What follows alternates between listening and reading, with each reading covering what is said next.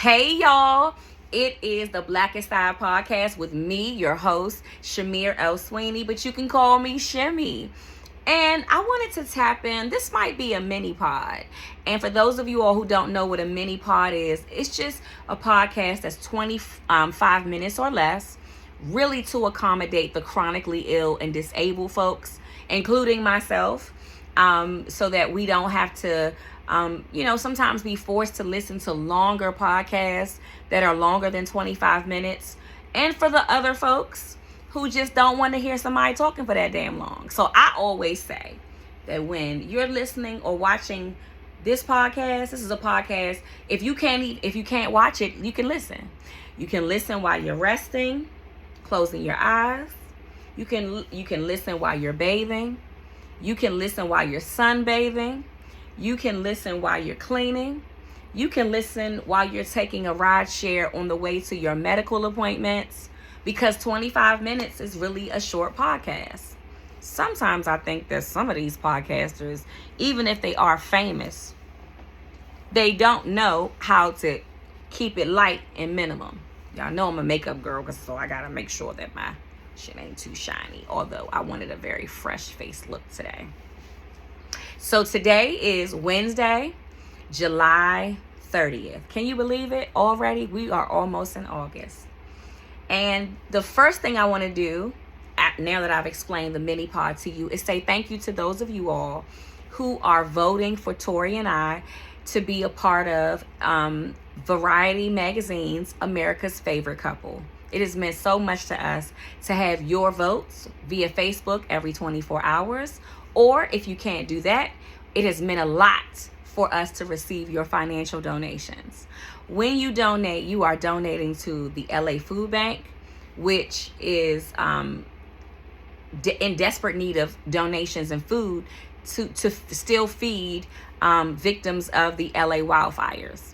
And you are also donating to Oceana, Oceana. And that is a animal and ocean conservation organization. So if you love water and you love animals that reside principally in water, you'll love this contest, because we get to support two great things. And one thing I love to do more than anybody is to help people. So every time you donate, you are helping somebody. And also, it's like a regular contest. Remember when we were younger and we had to sell those pizza kits, and it came with the pizza, the cheese, the sauce. It also may have come with cinnamon rolls and other little fancy stuff, that they would include. The more we sold of those, the more prizes that we get. And sometimes the prizes were money. This is when we were in school. And even some of us as adults, we've been a part of contests like this. And I really do think that Tori and I have a great chance of winning. And that is the reason why I entered because I said, $20,000. As a half of a disabled Black couple, we can always use the money, right? If you're disabled, you're chronically ill, you know what I mean. But I also wanted to see, I wanted to see a Black couple be a part of these contests. And so sometimes in the Black community, you'll get criticized and you'll get talked about because you're doing something that nobody else took the chance to do before. But for me, being Black doesn't hinder me. It only enhances and advances anything that I do. You know why? Because I'm not afraid of my Blackness. Not anymore. And I'm not afraid of my husband. And while you may look at our photos and the fact that we entered this contest and think, oh my God, they must be some perfect couple, I assure you that we are not. As a matter of fact, my husband, he is not here because he is at work making sure that the house, we stay under this roof, and that all is well here. So I love him and I appreciate him for that. I did have to drag him into this contest, but I'm happy that now he's excited about it. So coming up soon, as we crack into the top 5 out of there were 2,300 groups I'm sorry, not groups, couples who entered. So those couples had to be evenly divided into groups. And we have stayed at number 1 or number 2 for the past 3-4 weeks. And we still have a little bit to go. But I'm so thankful that you all are donating. And if you haven't voted yet, please do. And I will put the link for you to vote. And if you want to donate, there are opportunities where you can donate. And your donate will count as double. So for instance, if you donate $10, your donation will be turned into $20, right? And that means that Tori and I will advance by 20 votes. So that's how it works on some days. Some days it's not like that, but then some days it is. And so you have to be on the lookout of when that happens. But I will put the link right on this post for you so that you can see it as you listen to this mini pod or even after it. So there's something that's been bothering me lately, and I wanted to come to you to talk about it. Of course I will come to you, my disabled, chronically ill folks. And I want to sing a song, a very quick one. One of these things is not like the other. Disability trolling is now becoming a huge problem. How do you know, Shimmy? Because I have recently been exposed to it and been a victim of it.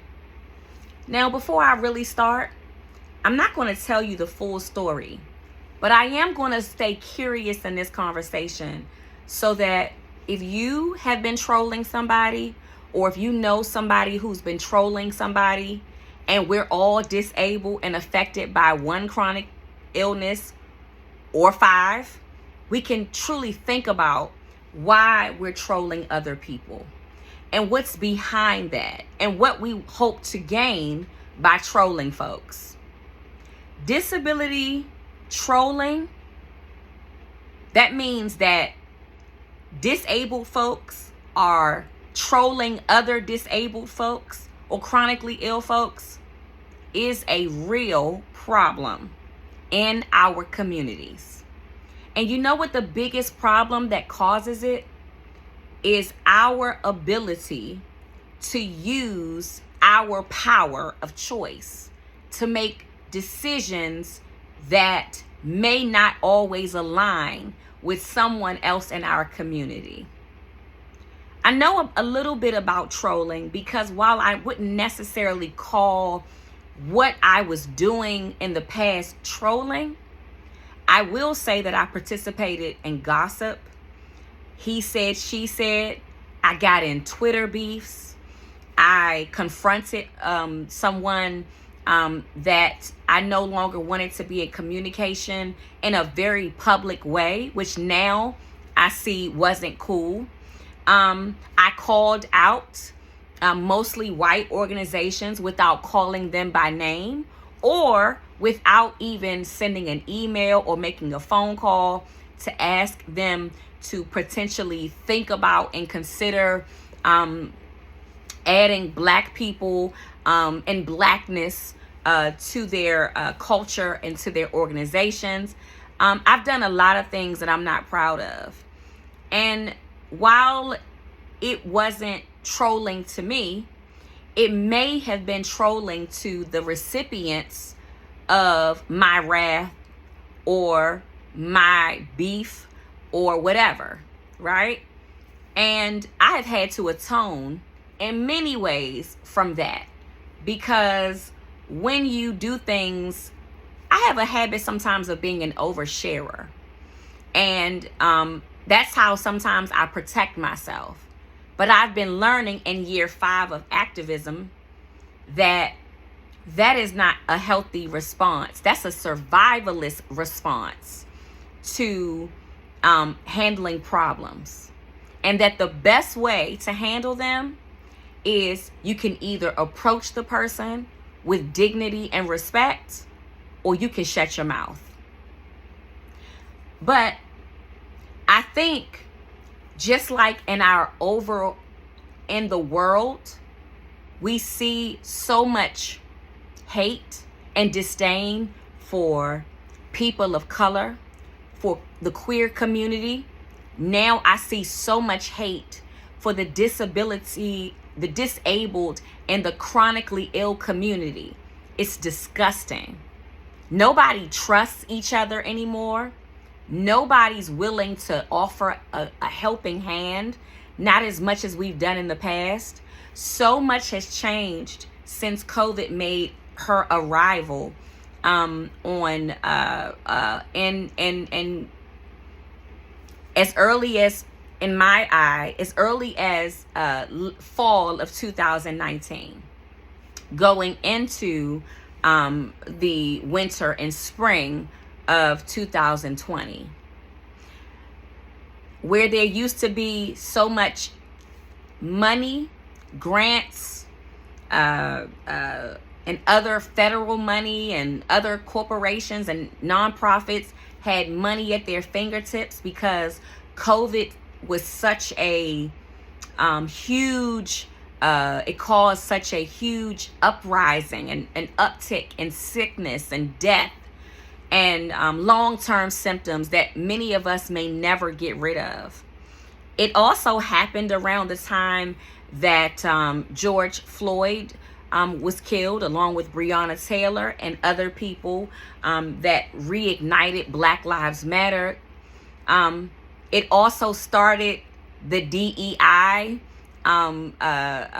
diversity, equity, inclusion, these campaigns and these promised funds from federal governments and other companies who in the last 6 to 7 months have completely reneged on their promise to bring diversity, equity, and inclusion into their organizations or their corporations. And for many of you all, you may know that I don't look at DEI as something that's new. I look at DEI as civil rights, something that you are not allowed to pull from me just because it's no longer trendy. But there is so much division in our communities, just like there's so much division in our world. We see in some parts of the world, little boys standing on platforms, scraping up flour to eat.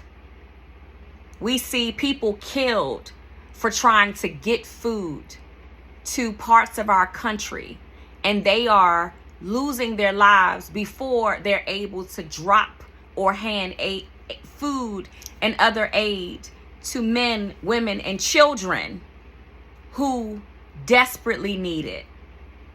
We see other parts of our world where they're fighting, for land and control. And in this country, America, we are seeing hate, envy, disdain, disgust at the very things that this country was supposed to be built on: freedom, choice, and justice. So it's not necessarily surprising to me when I note that our communities who understand ableism, marginalization, being disadvantaged and disenfranchised, as disabled and chronically ill folks, we understand that the most. And what we do sometimes, like ableists, is that when we can't come to an agreement, or I don't agree with you, you make me the target for your trolling. What you used to love about me, you hate. And you encourage other people to hate. See, let me talk about me for a second. When I was asking the group based in Germany to include more Black folks as experts in their global long COVID conference and other people of color, it is because I saw evidence. I read evidence. I heard evidence that these people had not asked or inquired or invited Black people, Black physicians, Black medical staff, Black activists who didn't have to be me. I saw this with my own eyes. And when I inquired, I was told that that was the intention, to invite more Black people and more people from the people of the global majority. But what I was told, what I read, and what I saw didn't add up. So yes, I got into a very public spat with those folks because their conference was not global. Not to me. But there seems to be a lot of trolling happening within our spheres. And it scares me.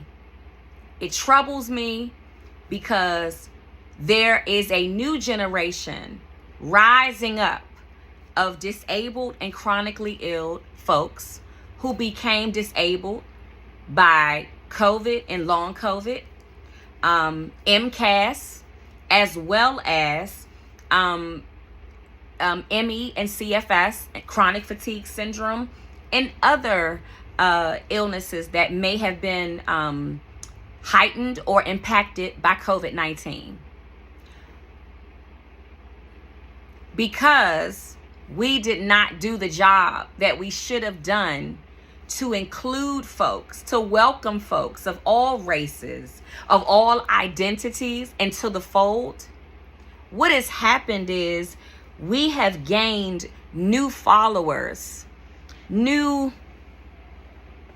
admirers of our work, as long as we agree fully with them.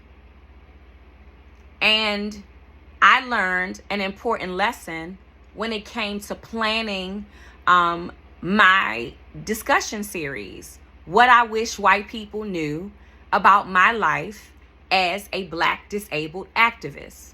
As many of you know, I provided a project scope to all of you all, and I've received a ton of financial support. We could use more financial support to pay the production editor, because there's someone a person of color, who has offered to support the project for a very low price. So we still need people to support that. So if you want to donate to America's Favorite Couple, or you want to donate to What I Wish White People Knew, that's my short and abridged version of it, please do. I welcome it. And after those two things, that'll be the last time I'm asking for any donations or selling anything for a while. Because as I've mentioned before in my post, I understand that many of us, including me, many of us don't have it like we used to. A lot of the COVID jobs and opportunities, they have dried up because the federal government refuses to acknowledge that long COVID exists. Let that sit for a second.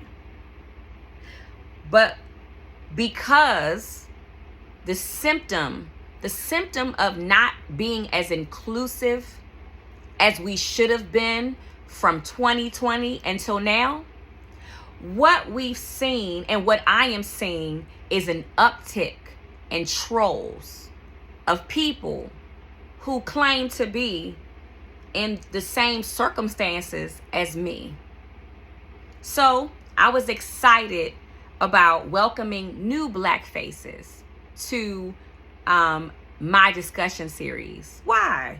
Because I feel like we need to gather more Black voices and activists in this kind of work. Even as I look at Disability Pride Month, not only was I not excited about the month because there is so much happening in America that is stripping our rights left and right. We're losing, in a few years, we'll lose Medicaid. A lot of people will be cut off from the very health care that they depend on to live and to get treated for so many of our symptoms. As I mentioned in my last podcast, many children and their families will lose SNAP benefits. And if the Department of Education is dismantled, we will lose staffing to help process free lunch or reduced lunch applications. We will lose lunch staff. And nobody wants to talk about what will happen when children cannot eat at home and at school.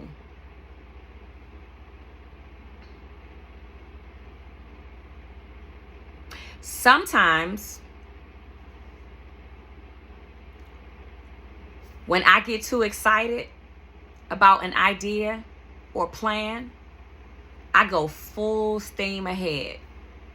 And I let my excitement take me on the journey. And because I also suffer with neurological issues and implications from long COVID, I sometimes forget to do basic things. So I wanted to gather Black disabled voices because I wanted to introduce you all to more people besides me. The way I feel is I could be used all day to send a message. Now I want to be seen as an expert because I am. I put my time in this work, and I think I've done a damn good job despite my flaws and faults.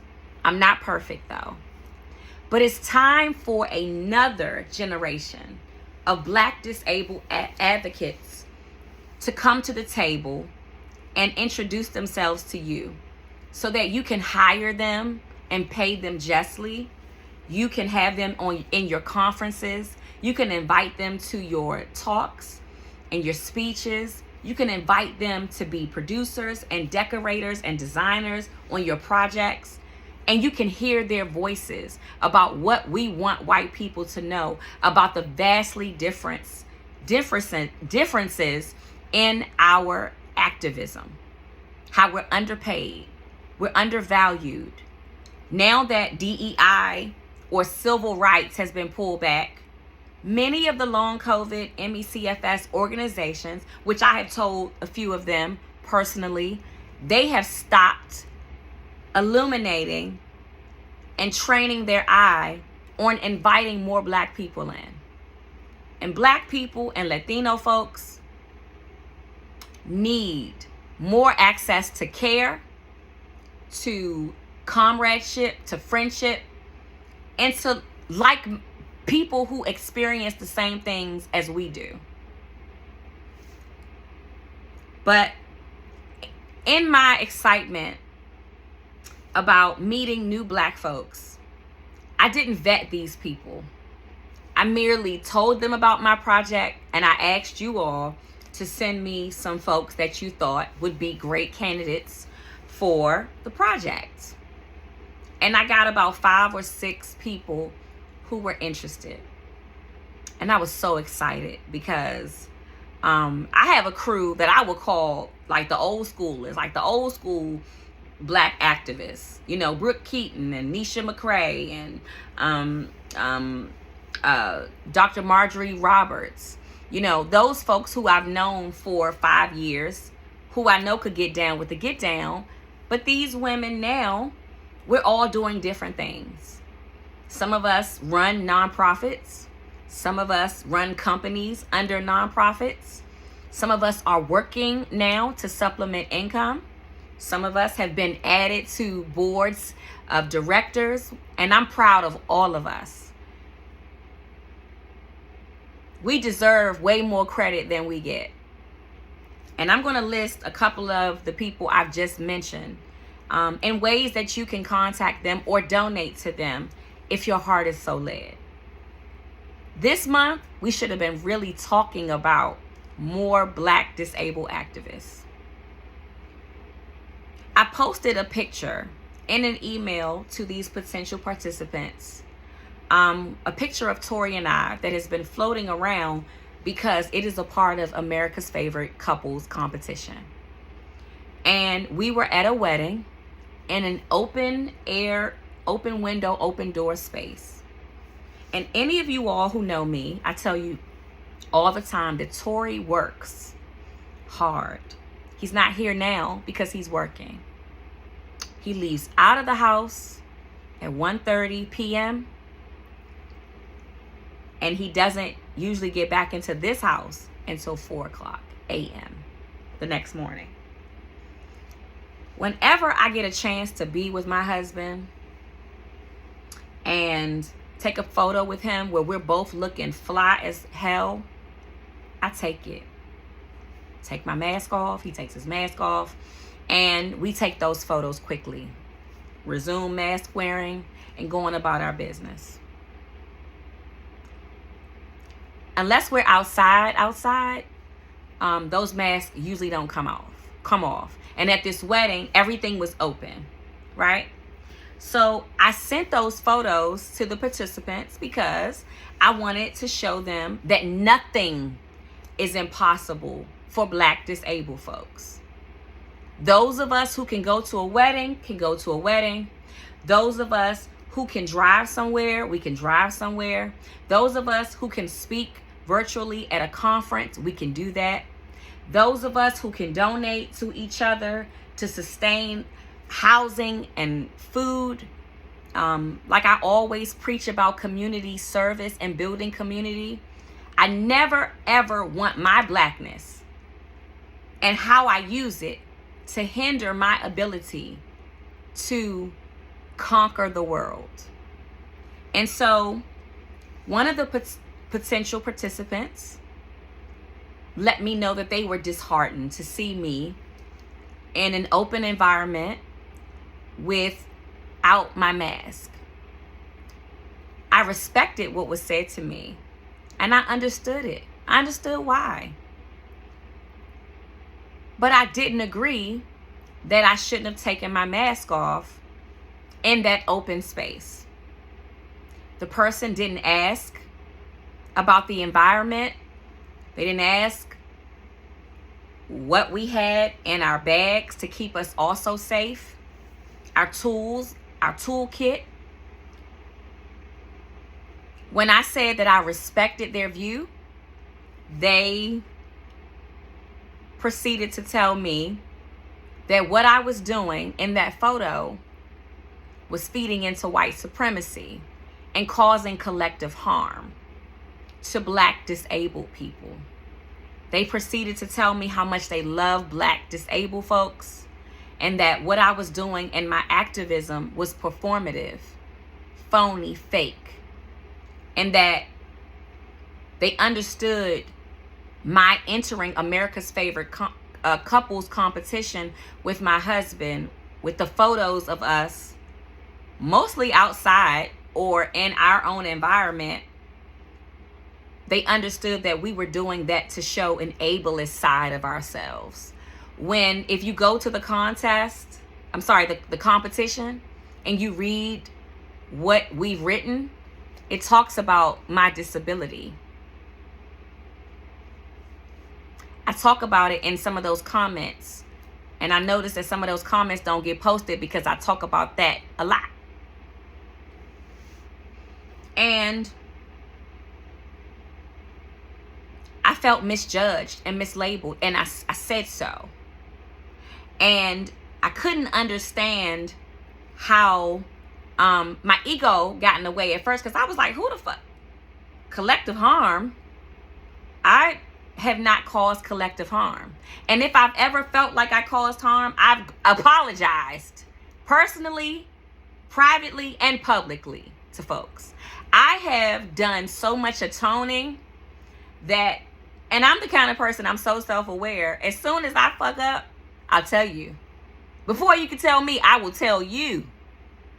Right? When you a know-it-all, and you gotta be a know-it-all because you're the one in your family that's gotta keep the family together, so you gotta be You've got to be aware and keen and have the good sense God gave you, because maybe your parent doesn't have that. You learn to be very aware of me. I learned to be aware of me because my mother wasn't. So I know me, and nothing I have done in my advocacy has ever inspired white supremacy or collective harm. Check my resume. This ain't me talking shit. Check my resume. But see, what's happening is, with this disabled trolling, is that we think we have permission to harass, to stalk, to dox, to troll each other, because we know the jargon, we know the language, we know the community of which we speak. And I am committed to the fact that I don't have to agree fully with you to respect you. And that's a part of our larger problem as a world. Everybody wants us to choose black or white in our decision making. And people forget that there are shades of gray, which are nuances to have healthy discussions and debates and disagreements about anything. In my childhood, I also learned to see things from both sides. And sometimes that pisses people off, because when I'm advising or people are asking me for guidance, I can't give them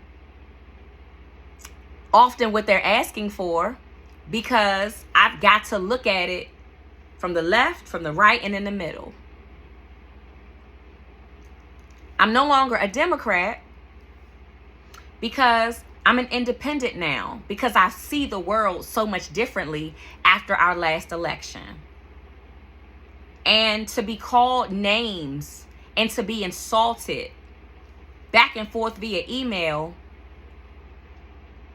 by somebody, sadly, that I did not vet, I didn't interview, I didn't get to know like I should have,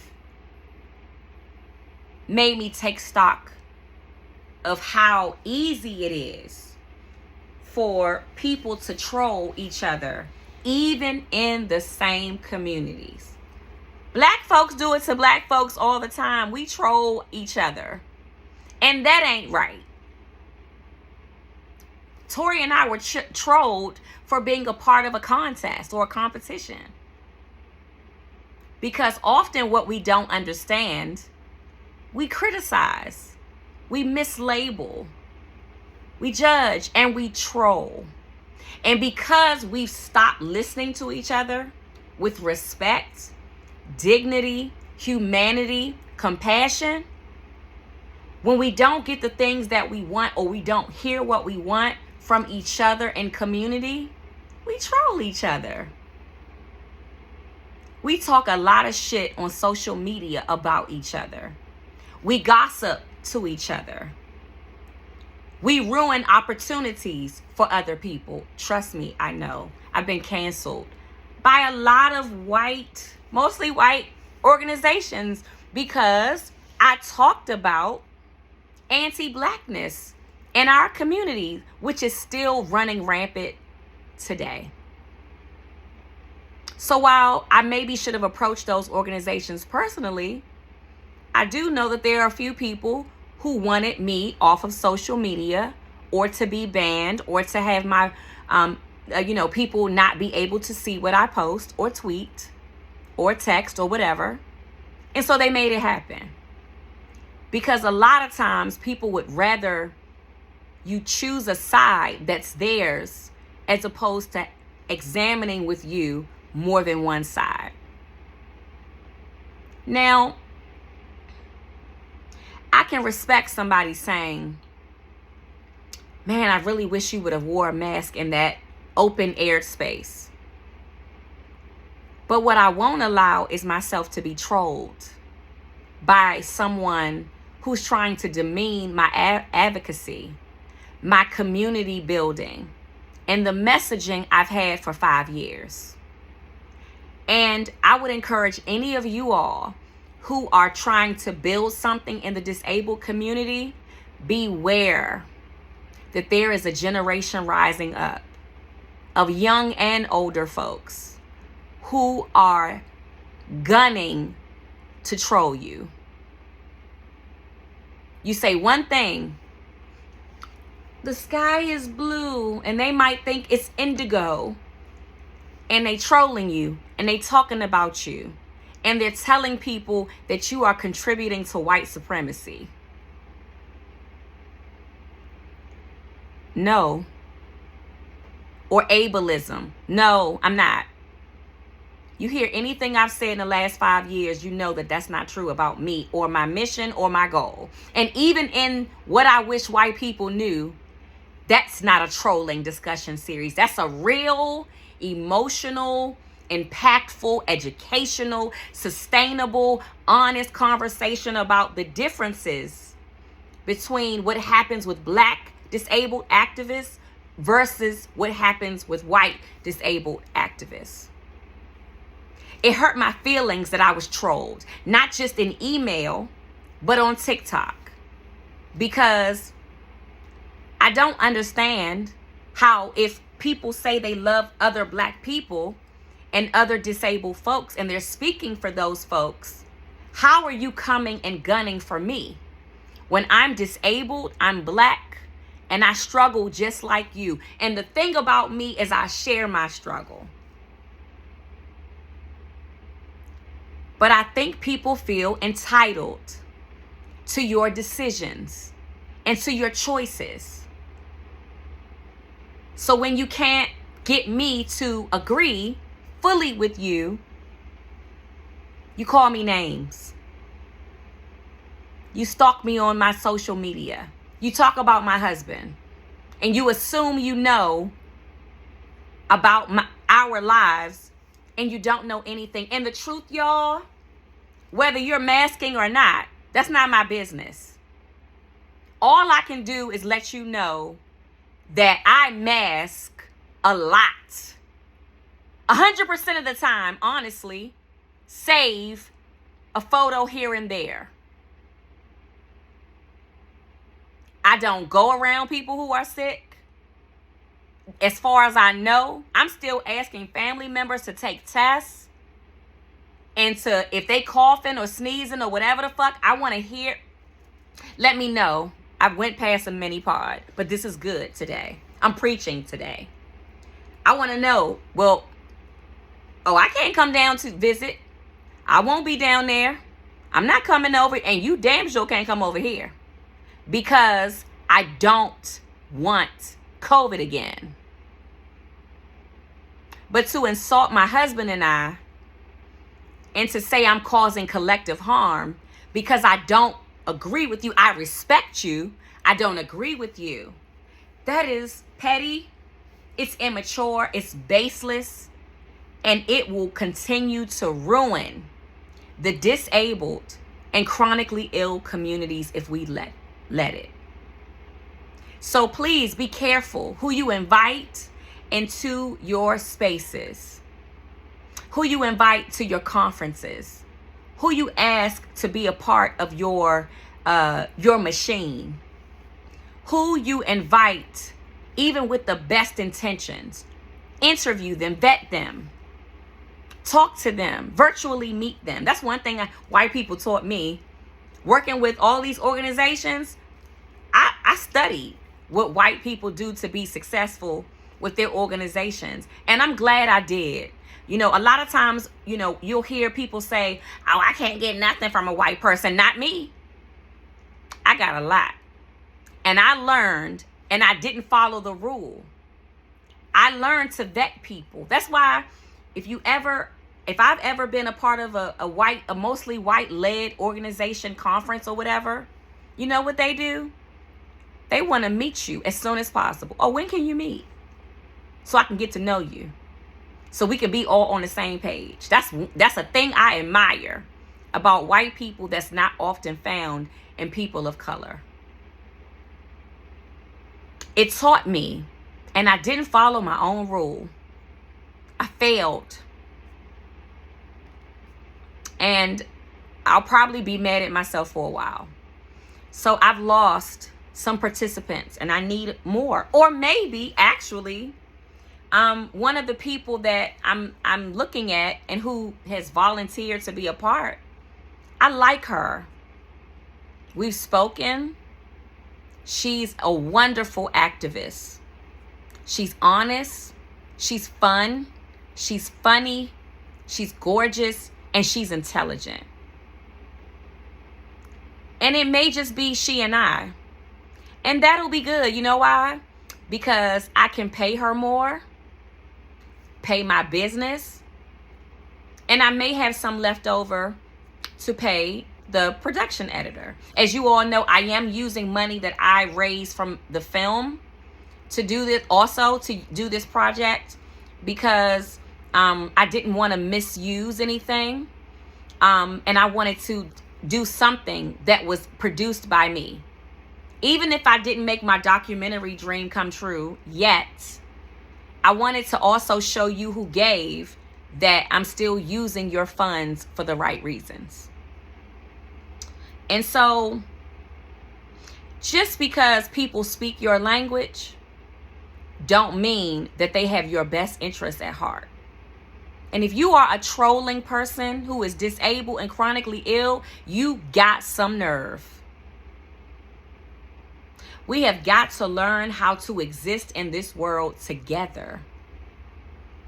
The reason why our climate has gone to shit, the reason why our educational our educational system in America ain't shit, the reason why we lost so much funding for COVID is because we have lost the ability to have empathy and compassion and to disagree respectfully.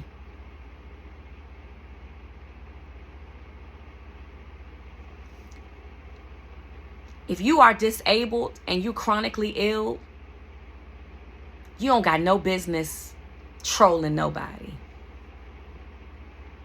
Your job is to rest, point to my bed, take care of yourself,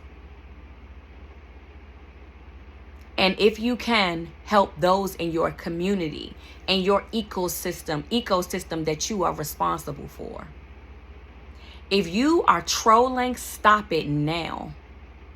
If you are using collective harm and disability justice and saying that I love black people and I want to invite black people. If you saying all that shit and it's bullshit and you're getting mad because another person doesn't agree fully with you, but they have shown you